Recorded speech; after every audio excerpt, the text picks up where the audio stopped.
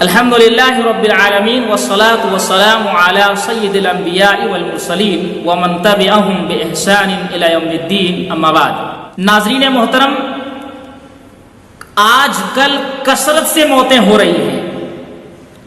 روزانہ social media کے ذریعے ہم خبریں پڑھ رہے ہیں کہ فلاں صاحب دار فانی کو چھوڑ کر کے ابدی گھر کی طرف منتقل ہو گئے، اب فلاں صاحب اس دار فانی میں نہیں رہے۔ روزانہ خبریں آ رہی ہیں۔ پچھلے دنوں جس کثرت سے موتیں ہوئی ہیں، جس میں کچھ اہم اور قد آور شخصیات، اساطین علم و فن اور قد آور شخصیات بھی تھی، علم کے بحر زخار تھے، علم کے اتھاہ سمندر تھے، جنہوں نے بڑی بڑی کتابیں تصنیف و تالیف کی، لیکن اب وہ اس دار فانی میں نہیں رہے۔ اور آج کل تو کثرت سے موتیں ہو رہی ہیں۔ سوشل میڈیا کے ذریعے روزانہ خبریں ہم پڑھ رہے ہیں اور سن رہے ہیں کہ فلاں صاحب اب اس دار فانی میں نہیں رہے۔ تو ناظرین محترم، موت آنی ہے، آج کل یا اب۔ اللہ کی قسم، ہم میں سے کوئی شخص نہیں جانتا کہ اس کی زندگی کا خاتمہ صبح کو ہوتا ہے یا شام کو ہوتا ہے۔ ہم نے ایسے لوگوں کو بھی دیکھا ہے کہ صبح کے وقت صحت و تندرستی کی حالت میں تجارت کے لیے اپنے گھر سے نکلے، لیکن کچھ ہی دیر بعد کندھے پر لدی ہوئی لاش نظر آئی۔ بہت سارے احباب، بہت سارے لوگ رات کو صحت اور تندرستی کی حالت میں سوئے، لیکن جب صبح ہوئی تو مرنے کی اطلاع ملی۔ یہ ساری چیزیں اس بات کی واضح دلیل ہے کہ ہم اور آپ کو یہ دنیا چھوڑ کر کے جانا ہے۔ یہ دنیا فانی ہے، باقی رہنے والی نہیں ہے یہ دنیا، لیکن اس کے باوجود غفلت کے شکار ہے۔ یہ بھی جان لیجئے کہ موت کا وقت مقرر کر دیا گیا ہے، متعین کر دیا گیا ہے۔ اللہ کی قسم، جس وقت کو متعین کر دیا ہے اللہ تعالیٰ نے، ایک ساعت آگے یا پیچھے یہ موت نہیں آئے گی، ایک سیکنڈ آگے پیچھے نہیں آئے گی، بلکہ یہ موت اپنے وقت پہ آئے گی۔ تو ہمیں اور آپ کو آخرت کی فکر کرنی چاہیے۔ میں آج یہ پیغام دینا چاہتا ہوں، یہ بتانا چاہتا ہوں کہ ہمارے اسلاف موت سے پہلے کس چیز کی تیاری کیا کرتے تھے۔ یاد رکھیں، اسلاف کی زندگیاں پڑھیے تو پتا چلے گا کہ وہ موت سے پہلے آخرت کی فکر کیا کرتے تھے اور آخرت کی تیاری کیا کرتے تھے، اور ایک چیز کی اور فکر کیا کرتے تھے جو سب سے اہم ہے، وہی میں آپ کو بتانا چاہتا ہوں کہ موت سے پہلے ہمارے اسلاف اس بات کی فکر کیا کرتے تھے کہ موت سے پہلے کہیں ایمان نہ چھن جائے۔ اللہ اکبر، اس چیز کی فکر کیا کرتے تھے۔ وہی فکر آج ہمیں اپنے اندر اپنانے کی ضرورت ہے۔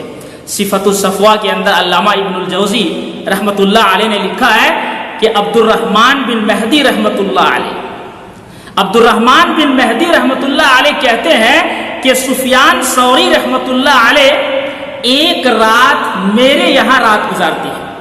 یعنی حضرت سفیان ثوری رحمت اللہ علیہ نے ایک رات عبد الرحمن بن مہدی کے یہاں گزاری، کھا پی کر کے رات میں سو گئے۔ آدھی رات کو جب پوری دنیا سو چکی، سارے لوگ کھراٹے لے رہے تھے، آدھی رات کو اٹھ کر کے دہاڑے مار کر کے رونے لگے حضرت سفیان ثوری رحمت اللہ علیہ۔ دہاڑے مار کر کے رات کی تنہائی میں رو رہے۔ پاس میں ایک آدمی سویا ہوا تھا، پوچھا کہ بھائی آپ رو کیوں رہے ہیں؟ کیا اپنے گناہوں کو یاد کر کے آپ رو رہے ہیں؟ حضرت سفیان ثوری رحمت اللہ علیہ نے زمین سے ایک تنکا اٹھایا اور کہا کہ میرے یہاں، میرے نزدیک گناہوں کا معاملہ اس تنکے سے بھی کم ہے، تو بھائی آپ رو کیوں رہے ہیں؟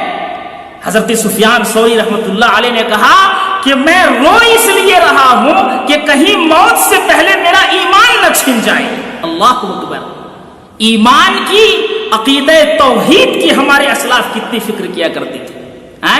آج کل موتیں کثرت سے ہو رہی ہیں، ہم اپنی آنکھوں سے دیکھ رہے ہیں، لیکن اس کے باوجود کتنے ایسے لوگ ہیں جو آج بھی شرک میں مبتلا ہے، آج بھی بدعت میں مبتلا ہے، آج بھی خانقاہوں کے چکر کاٹ رہے ہیں، آج بھی مزاروں کے چکر کاٹ رہے ہیں، اور آج بھی قبر کی پوجا اور قبر کی پرستی کر رہے ہیں۔ میرے اسلامی بھائیوں، اگر اسی حالت میں، شرک کی حالت میں موت ہو جاتی ہے تو شرک کی حالت میں مرنے والوں کی مغفرت نہیں ہوتی، کفر کی حالت میں مرنے والوں کی بخشش نہیں ہوتی، شرک کی حالت میں مرنے والوں کی بخشش نہیں ہوتی۔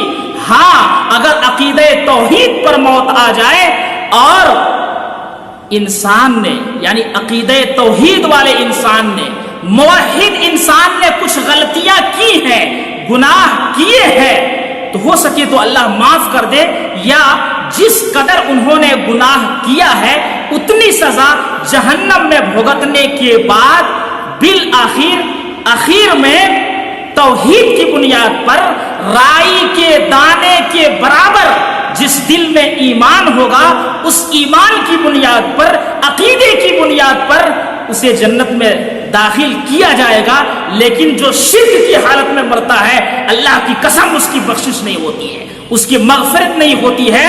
تو ان حالات میں ہمیں اپنے عقیدے کی فکر کرنی چاہیے، ان حالات میں ہمیں اپنے ایمان کی فکر کرنی چاہیے، اپنے ایمان کو سجانا اور سنوارنا چاہیے کہ کہیں شرک و کفر میں ہماری موت نہ آ جائے، اس کی فکر کرنی چاہیے۔ موت سے پہلے ہمارا ایمان نہ چھن جائے، اس کی فکر کرنی چاہیے۔ اللہ رب العالمین سے دعا ہے، رب قدیر ہم سب کو کتاب اللہ اور سنت رسول پر عمل کرنے کی توفیق عطا فرما۔ یا اللہ رب العالمین تو غفور رحیم ہے، ہمارے گناہوں کو بخش دے۔ یا اللہ رب العالمین جب ہمارا خاتمہ ہو تو خاتمہ بالخیر ہو، عقیدہ توحید پر ہماری موت آئے، آمین۔ وآخر دعوانا